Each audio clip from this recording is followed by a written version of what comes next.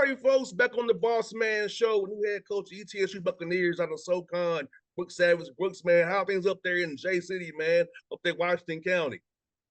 Going good, boss man. We got all the guys here, and we got some kids camp going this week, so we're off to a good start and having fun. I hear that, man. And how's it seeing your guys getting to build that bond with your young men? Because you and I both know it's very important that you this time of year to build those bonds. Because we adversity hits come January, February, and into March, you got to be together. I feel like you get to come one this time of year without too many classes. We really focus on each other, your brother, and kind of know where everybody comes from.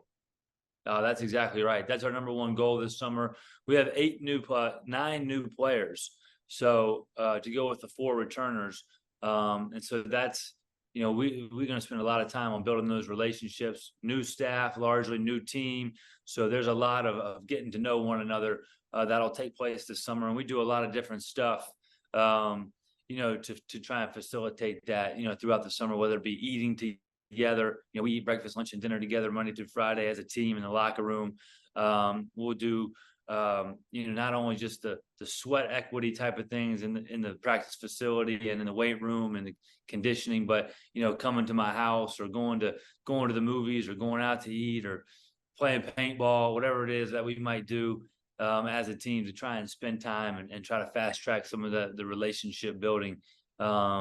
And we'll do some stuff on Sunday evenings too, Sunday seminar type of things where we'll kind of dig in and talk about some of the things that are important to us in our life, and just really try to get to know one another. Because like you said, when the dog days of January and February roll in and the adversity hits, you got to be able to count on one another.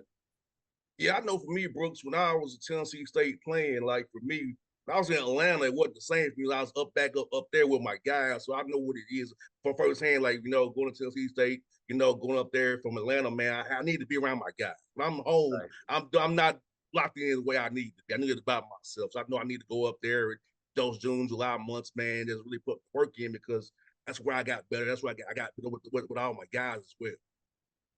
No, for sure. It's important, that they can just learn to know each other and learn to count on each other, because I think we'll be talented enough, but after that, it's all the character stuff. It's all the togetherness, and so being connected is part of our identity, and that's something that we're going to talk about every day. 100%. And you know what? Like, examples, Denver Nuggets. Like, there are guys who used to play, like Ish Smith, DeAndre Jordan, Jeff Green, all those guys, Reggie Jackson, Thomas Bryant, all these guys who were okay not playing. And Michael Porter Jr. saying it was okay that Christian Braun and Brown in the game, not him. I mean, I feel like if you're a team, and I ain't seen that's what you want, a selfless team where guys are okay in their roles for the betterment of the team, not for the betterment of other than themselves. Yeah, I mean, that's rare to find that, but when you get that, those are the special teams, and those are the teams that have a chance to win a championship. And I think, I think when you have those selfless teammates like that, and like Denver has had, and I think that we've had that here at ETSU over the course of our from when I was here before, especially the 2020 group. When you have guys that just want to star in their role and that really genuinely care about the success of the team, and they celebrate each other's successes. When you have a team like that, then you have a chance to be special and you have a chance to win a championship. But that's rare. But I do think winning breeds that, because I think when you win, that over the course of the season, they figure out that everybody gets to have their moment when you're like that, and so when you're not seeking that spotlight, it somehow has a way of finding everybody at one point in time. No doubt. And you know what, man? Like, I always say, like, even DeAndre Jordan had a key block when Jokic got in foul trouble. Like you said, always a moment where if you stay ready, you can make an impact on your team. That's what it's about. We're not sucking. I think that's one of the hardest things for guys who you all coach 18 and 24 years old sometimes to understand. Staying ready, because your moment will come eventually. Things are going to happen. Foul trouble, whatever. You'll get to play if you're ready. Absolutely. It's just about having that mindset that you're talking about. You'd rather be ready for an opportunity and it not happen than have the opportunity and not be ready. And so it's just trying to be be prepared when your number is called, and then just really doing whatever you can to contribute to winning. And there's a ton of other things. It's not just scoring points and blocking shots. It goes far beyond the stat sheet. And so you look at a guy like, on the other bench, Udonis Haslem. Like, how does he continue to have a roster spot with the Miami Heat year after year? And it's the contribution that he makes as a vet to the young guys and in the locker room. I think all that stuff, makes for a great team. 100%. And you worked with a great guy, Steve Forbes, who was the former coach there at Wake Forest. You kind of got a cheat code for this job, man. I wasn't working with Coach Forbes, man. He's always been a good guy, man. I love having him on the show when he come on the show with me. Absolutely. I mean, I couldn't have had a better teacher. I've said before, while I haven't yet sat in the head coach seat, I couldn't have sat any closer, being with Coach Forbes for, a total of 13 years, but for the last 8 straight. And so he gives us as an assistant coaches a ton of responsibility and lets us be involved in really every aspect of the program. And that's really helped me prepare for this opportunity.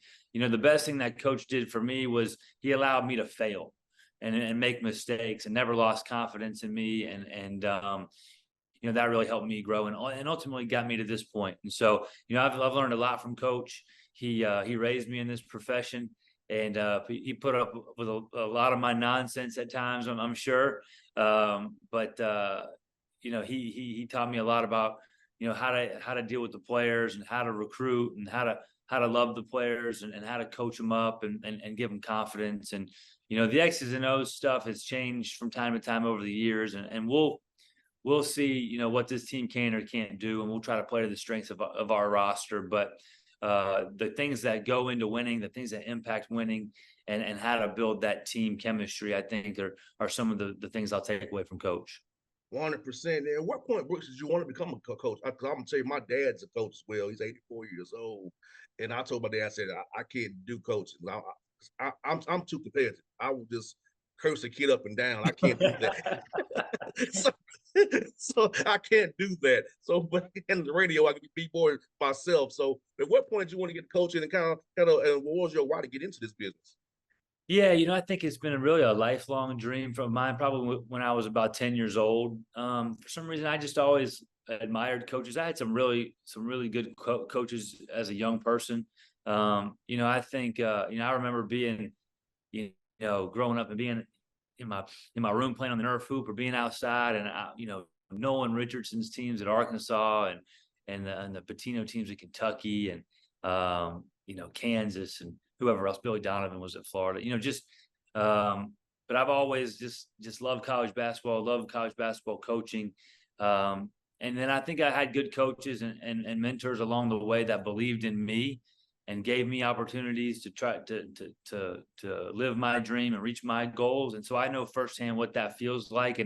And so I wanted to have that same impact on other people and other young people. And I think that's really powerful when somebody believes in you. And so that's why I got into it. And then, I probably could have played some small college basketball, Division II, Division III, but I didn't want to go ride the bus somewhere and do that.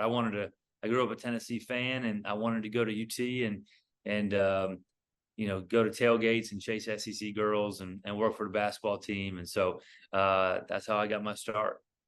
Now, I probably remember this in '96 when Kentucky played Arkansas at the Georgia Dome. I was a ball boy for that game. What? Yes, I was a ball boy for that game, the Georgia Dome on that Sunday. Yes, I was there. I was a ball boy right behind Oh, the basket. wow. Wow. That's pretty cool. So I tell Tony Duck all the time, said, TD, I was your ball boy, man. You making me feel old, TD. I said, you are old, TD. Yeah. Yeah. We, somehow something happened and we all got old. I don't know. I still feel young most days, but man, my hairline don't say that. Mine took off his bucket hat. Yeah. That's why they cut off my dreadlocks, man. It was starting too far back. It's pulling you back. I hear you. Yeah, yes indeed, man. And I was asking this man, recruiting wise, man, with you're in Johnson City, man, you get Carolinas, Kentucky, Tennessee, of course, Atlanta, Alabama. So about being where you are, be able to get young men with 255 radius of your school, man, to come up there and play, gets hitting 775 or 40, and firing some players for you guys. Oh, you're right. It's a great location, really centralized. I think that helps us in the league with travel, maybe more than anything. But I think you see, our team coming from, the places where our staff has had experience recruiting or have coached or they're from. I mean, you look at, DJ Hughes, Kamari Peterson are both from Indiana. Coach Arkenberg is from Indianapolis. Gabe Sisk is from Louisville. And so that's close to Indianapolis, but Isaiah Tisdale is from Kentucky. That's on our staff. So there's three right there. Tyler Rice is from Columbia, where I'm from. Joe Hughley is from the Beltway, DC area, and Ebi Asamoah is from DC. And then we coached. I've coached in the Carolinas. At a couple different places, and so I think that some of the North Carolina ties were beneficial in recruiting. But we've gotten so I think just geographically we've been able to tap into some relationships and get some really good players. But I mean, there's you can get just about anywhere from East Tennessee. You can go to DC, you can get up in Kentucky and Indianapolis, and you can get to Memphis, Atlanta, the Carolinas. So it's a great location for sure. 100%. And the SoCon is a tough league, man. You've been in the league before, man. It's a lot of tough coaches in that league. Every night it's a dog fight, man. And I feel like it should get more publicity than it does, because SoCon ball is tough every night. It is big time basketball league. I mean, there's some really good coaches. Obviously, Bob Ritchie has done a great job at Furman, and they just won an NCAA tournament game. But Justin Gray at Western Carolina, and Mike Jones at Greensboro, and Greg Gary and Bucky, and on down the list. There's some really good coaches in this league, and there has been, the guys that have gone on to bigger schools, Wes Miller, Mike Young, Coach Ford. I mean, it's so in my 7 years in the league, there's been a number of really, really quality coaches and really good players too. But this is a league where you can get a seed in the tournament and you can make some noise. Furman won last year. Chattanooga lost at the buzzer. I think in 2020 we would have had a chance to make a run had it not been for COVID. Greensboro's been competitive, and then Wofford, beat Seton Hall and had Kentucky, on the ropes with a chance to go to the Sweet 16. So we've been knocking on the door, and we've been able to win some games. But it's that type of league where you can get that seed to give yourself the best chance to win in March. And talk about scheduling games wise, trying to get good home games for you guys, not be on the road so much. I mean, I know you have to play some bye games, but man, how's it been trying to get the schedule together? I know someone's probably already done for you, but how has it been? I know that's the second part of your job is hardest. It's scheduling. Yeah, scheduling is challenging. There's more lying and deception that goes on in scheduling than there is in recruiting. But we've always tried to schedule competitively. The last year we were here, we beat LSU. We went to Kansas and had a really good game. We played Winthrop, and they had a couple really good teams. And we've played some real quality non-conference opponents. Over the years here. When Keats was at UNC Wilmington, we did a home and home with them. So we will try and play the best, most competitive schedule we can, but it takes two to tango. But I think Johnson City, this is a tough place to schedule home games because people know the fan support and they know that the environment that they're potentially walking into, and this is not going to be a whole lot of fun for them. And so I think that gives people some pause. But our administration invests big time in basketball, so we'll put some of those resources into scheduling and try and get a favorable home schedule. Sounds good, Brooks. Well, good to have you on the show, man. It's fun to meet you, man, for the first time. And I'll definitely, before we get off the line, I'm gonna get your number so we stay in contact. If you come to Lake Point, I'll be at Lake Point all 4 days in July for the Under Armour events. Hopefully, I'll see you there, man. Will do. I'll be there, man. Great having me on, and a great being with you, I should say, and appreciate you having me on. And if you need anything from the Bucks, let us know. Sounds good. I will, man. I love you guys, but y'all been good to be up there. Coach Forbes on down, man. Thanks, boss, man. I appreciate you. All right. Okay. Have a good day.